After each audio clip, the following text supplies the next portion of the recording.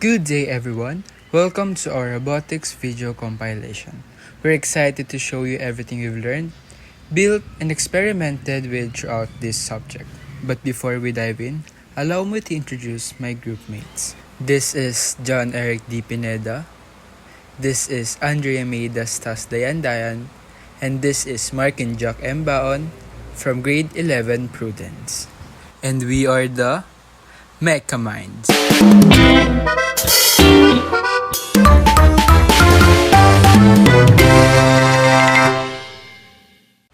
In this video, we'll be walking you through the highlights of our robotics journey, from lighting up LEDs, making some noise with buzzers, and displaying numbers and letters on 7-segment displays. We'll show you our activities, tasks, circuit designs that we tried during our robotics period. For this activity, our goal was to make an LED blink on and off using the Arduino Uno. We used one LED, a resistor, a breadboard, 2 jumper wires, and the Arduino Uno. The process started by connecting the long leg or anode of the LED to pin number 9 through a resistor, and the short leg or cathode to the GND or the ground. Then, we uploaded the Arduino code that turns the LED on for 1 second and off for 1 second repeatedly using the digital write and delay functions. One of the challenges we encountered was that at first, our LED didn't light up because of wrong wiring placement and some of the LEDs are busted. In this activity, we created a fading effect on an LED where the brightness slowly increases and decreases. The materials we used were an Arduino Uno, one LED, a resistor, a breadboard, and 2 jumper wires. We used the same wiring setup as the blinking LED, but this time, we used the analog write function and 4 loops in the Arduino code to control the LED brightness smoothly. The challenge we faced was that the LED didn't fade properly at first, it just stayed dim. We later found out that one of the wires was placed incorrectly, so we fixed the wiring and the fading effect started working perfectly.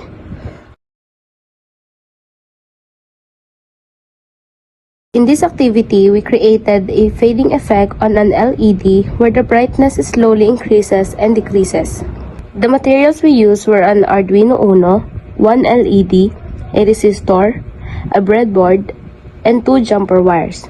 We used the same wiring setup as the blinking LED, but this time, we used the analog write function and 4 loops in the Arduino code to control the LED brightness smoothly. The challenge we faced was that the LED didn't fade properly at first, it just stayed dim. We later found out that one of the wires was placed incorrectly, so we fixed the wiring and the fading effect started working perfectly.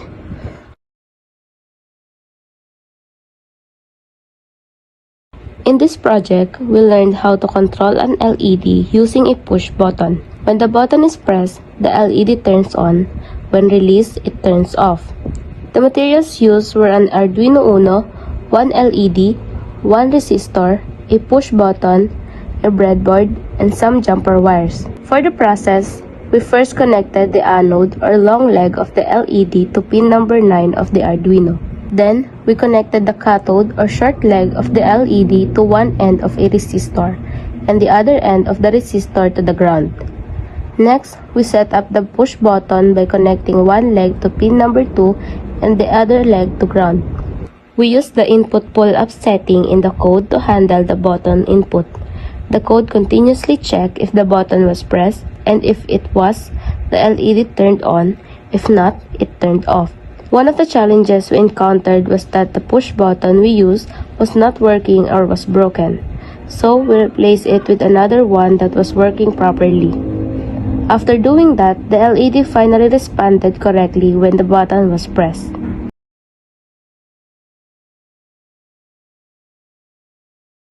For our final LED activity, we controlled the LED's brightness through a potentiometer. The materials we used were an Arduino Uno, one LED, a resistor, one potentiometer, a breadboard, and jumper wires. For the process, we started by connecting the anode or long leg of the LED to pin number 9 of the Arduino. The cathode or short leg was connected to one end of a resistor and the other end of the resistor was connected to the ground. For the potentiometer, we connected the middle pin to analog input or AO on the Arduino, one outer pin to 5 volts, and the other outer pin to ground. After setting up the circuit, we uploaded a code that reads the potentiometer's analog value and adjusts the LED brightness accordingly. The challenge we faced was that the LED brightness didn't change even when we turned the potentiometer. We checked and realized one of our jumper wires was misplaced, so we reconnected it properly and it worked fine.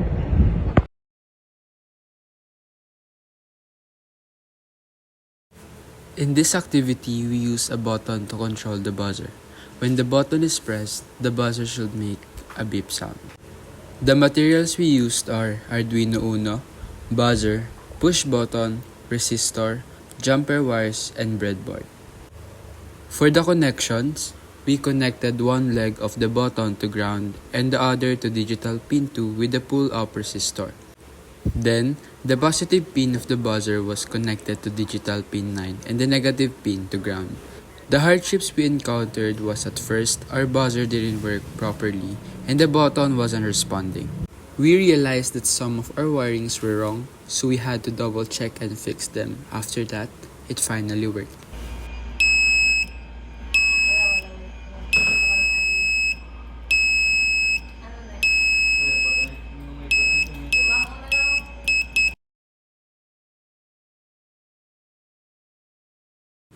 Next, we made a melody player using the buzzer. This project plays a simple tune using the tone function in Arduino. The materials we used are Arduino Uno, passive buzzers, jumper wires, and breadboard. For the circuit, we connected the positive pin of the buzzer to digital pin 9 and the negative pin to ground. The code plays different notes by changing the frequency of the tone. It plays 4 notes one after another, then stops before repeating. The challenges we face is that our buzzer wasn't working properly at first. We later found out that there was a problem with our code. After fixing it, we finally heard the melody played correctly.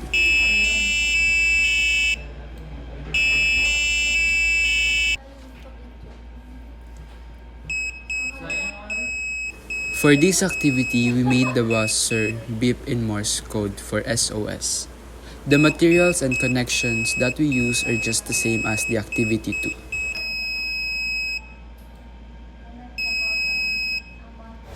In this activity, we created a buzzer alarm that activates when the light level drops. The materials we use are Arduino board, passive buzzers, LDR all-right dependent resistor, jumper wires, and breadboard. For the connection, we connected one leg of the LDR to 5 volts and the other to A0 and ground through a resistor. The buzzer's positive pin was connected to digital pin 9 and the negative to ground. The challenges that we encountered is that our LDR wasn't working properly. It didn't respond to light changes the way we expected. We had to adjust the connection and recheck the resistor to make it more sensitive.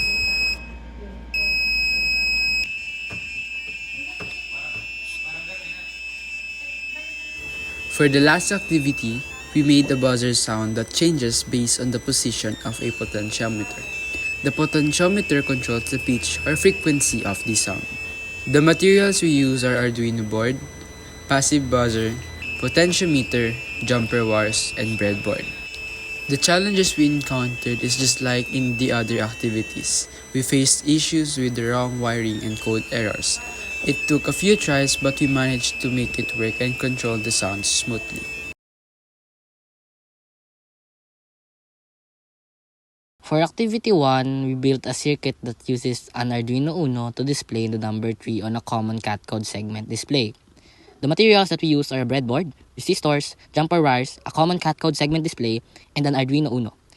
In the program, each segment was assigned to a specific digital pin. The display tree function turns on segments A, B, C, D, and G, while keeping E and F off, forming the number tree on the display.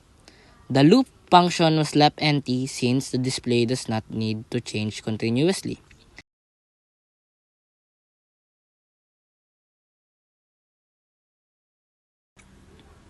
Activity 2. In this activity, we program a 7-segment display to count from 0 to 9 using an Arduino Uno. Each segment's A to G was connected to digital pins with both cat code grounded. The program used a display digit function with a switch case structure to define which segments light up for each number. The loop display digits 0 to 9 in sequence continuously. We initially faced issues with loose or faulty wires that caused some segments not to light up. After securing all connections, the display worked properly. This activity helped us understand how to control multiple outputs using switch case statements, create automatic loops, and ensure reliable wiring during circuit assembly. And that includes all our activities from Lesson 1 to Lesson 3. We worked with LEDs, buzzers, and 7-segment displays to learn how each components work. Now, using what we've learned, we created 2 tasks that will challenge our knowledge and skills to make them work. For our first task, we created a project called Dancing Lights. In this activity, we used a website called Tinkercad to build and simulate our circuit. Tinkercad helped us test our design virtually before trying it in real life. The materials we use are Arduino Uno, breadboard, LEDs, resistors, and jumper wires. For this activity to work, each LED is connected to one of the Arduino's digital pins. The program turns the LEDs on and off in a sequence, creating a dancing light pattern. It works using the digital write function to control each LED and delay to time the blinking. The purpose of this project is to learn how to control multiple outputs using Arduino, understand how timing works, and make a simple but fun visual effect. Since this activity is virtually created, the only challenge that we faced were mostly about wiring and coding. After fixing the errors, our circuit worked perfectly and the LEDs danced in the pattern just as we planned.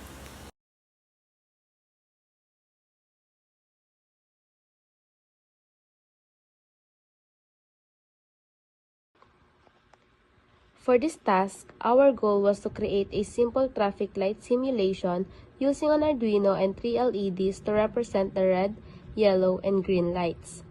The objective was to make the lights follow a real-life traffic light sequence. The materials we used were one Arduino Uno board, 3 LEDs, red, yellow, and green, 3 resistors, a breadboard, and several jumper wires.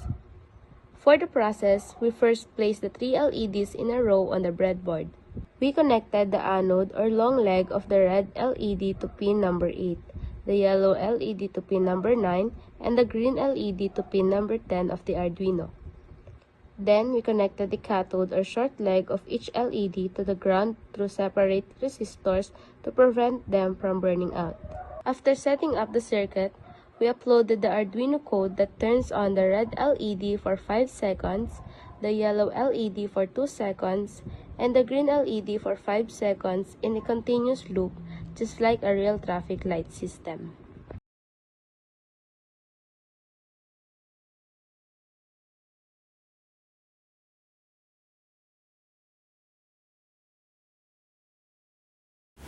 Taking robotic class has been such a fun and meaningful experience for us.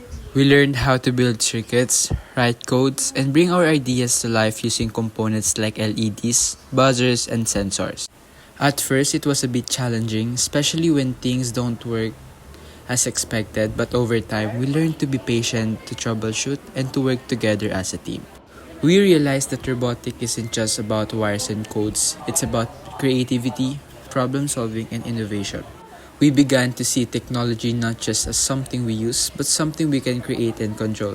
What we're looking forward to is learning even more about this project, using sensors, motors, and maybe even building our own robots in the future.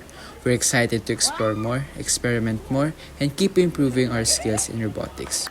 Once again, this is the MechaMinds.